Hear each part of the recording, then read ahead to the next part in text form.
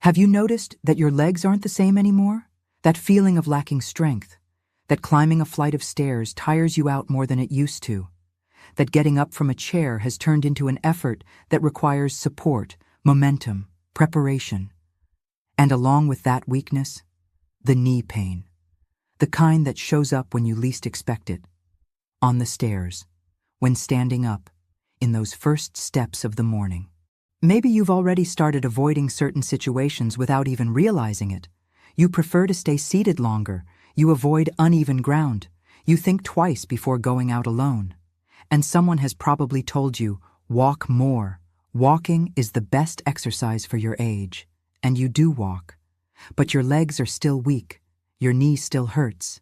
Your body still lets you down when you need it most. That's because walking isn't enough. It maintains, but it doesn't strengthen. And after the age of 60, the body needs a specific type of stimulus to recover the muscle strength it has been losing over the years. And when that strength comes back, the knee stops doing all the work alone. The pain starts to fade.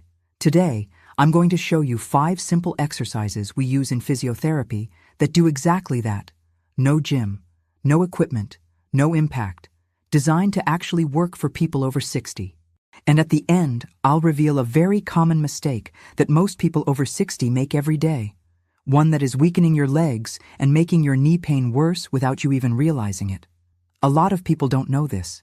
Stay with me until the end, because exercise number 1 is the most important of all. And it's probably the one you already do in your daily life without realizing it can become your best workout.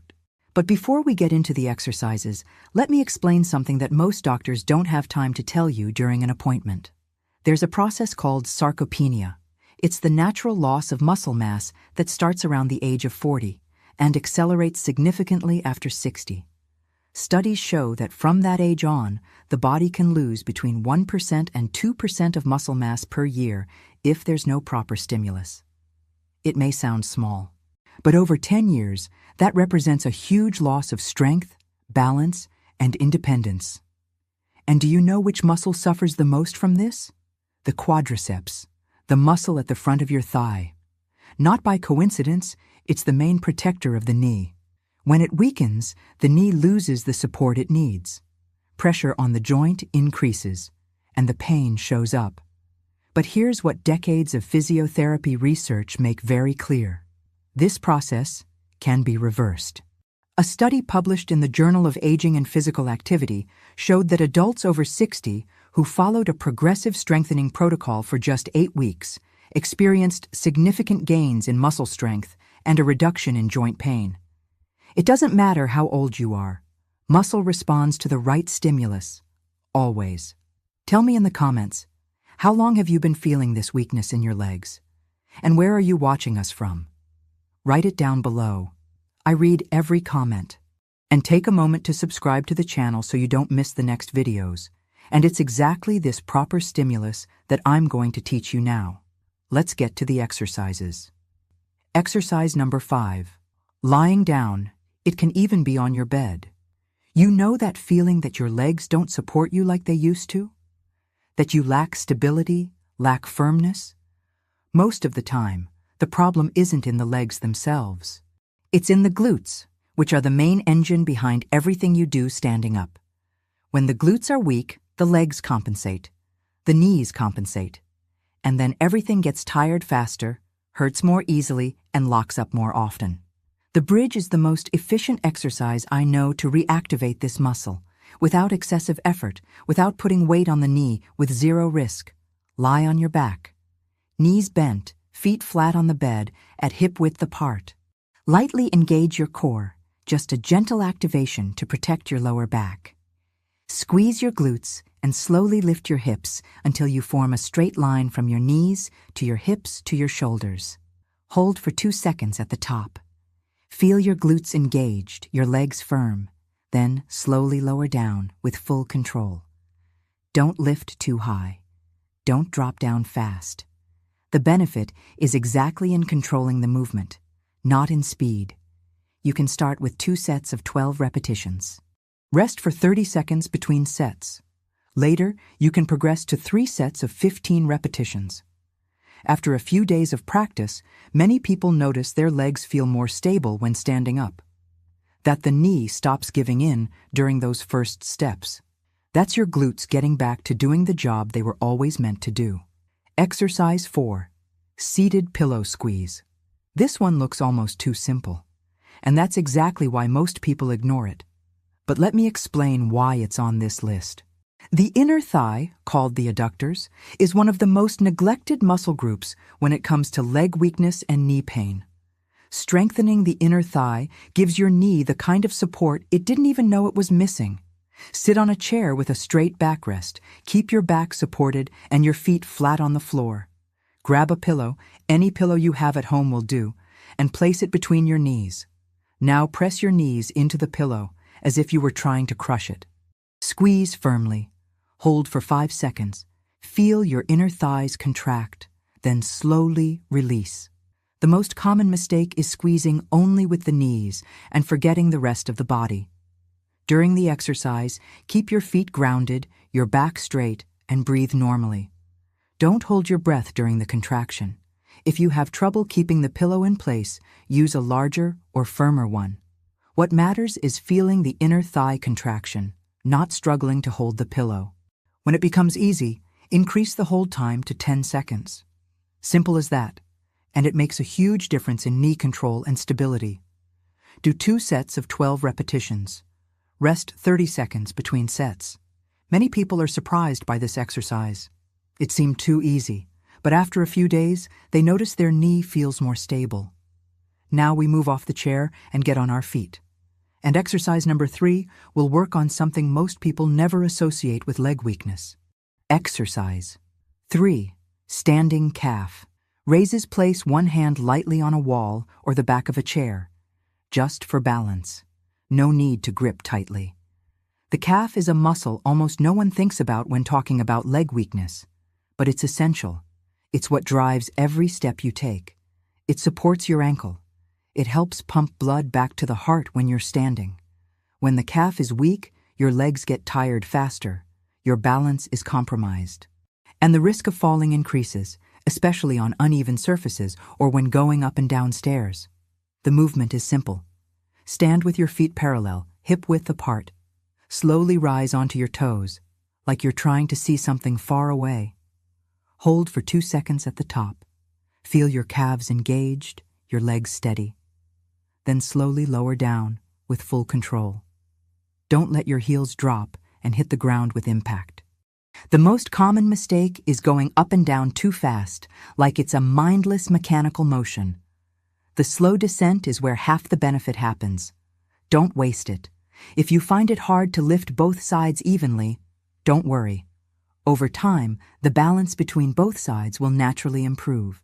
When it becomes easy, try doing the movement on one leg, holding onto the wall for support. You'll feel your calf working much more intensely, and your balance will improve quickly. Do 2 sets of 15 repetitions. Rest 30 seconds between sets. After a few days, many people notice their legs don't get as tired when walking. Their balance feels more secure. Their ankles feel more stable. That's your calves stepping into the role they were always meant to play. Exercise 2. Standing lateral leg, raise. Still standing. Keep one hand lightly supported on a wall or a chair. Now we're going to work the hip, more specifically the gluteus medius, which is the muscle responsible for stabilizing your leg with every step you take. You know that feeling when your leg wobbles, when your knee caves inward as you walk or climb stairs. Most of the time, that's a weak gluteus medius. When it doesn't do its job, the knee pays the price, and your legs get tired much faster than they should. Stand with your feet parallel. Shift your weight onto one leg, the other stays free. Slowly move the free leg out to the side, without leaning your torso, without letting your hip hike up, just the leg moving, with control. Hold for 2 seconds at the top. Feel the side of your hip working. Then slowly return. Keep your torso still the entire time. That's the most important detail. If you need to lean your body to lift your leg, you're going too high. Reduce the range and keep your torso upright. Another common mistake is doing the movement too fast. The slower and more controlled it is, the more the muscle works. No rush. When it becomes easy, add a resistance band just above your knees. It will resist the movement and activate the gluteus medius much more intensely. You'll feel the difference immediately. Do 2 sets of 12 repetitions on each side. Rest 30 seconds between sets. After a few days, many people notice their steps feel more stable, that the knee stops collapsing inward, that walking feels less tiring. That's your hips taking on the role they were always meant to play, and your legs thanking you for it. Exercise 1. Sit to stand from a chair. And now we reach exercise number 1, the most important of all, because it works exactly one of the movements you use the most in daily life, sitting down and standing up with control. It may seem simple, but if this movement is weak, poorly controlled, or painful, your entire day becomes harder. Getting up from bed, the couch, a chair, or the toilet starts requiring more effort, more support, and more caution. That's why this exercise is so valuable. It doesn't just strengthen your legs, it restores function, stability, and confidence. To do it, sit on a firm chair, with your feet well planted on the floor at hip-width apart. Before standing, lean your torso slightly forward, as if your nose were moving toward your knees. From there, stand up slowly, without momentum, until you are fully upright.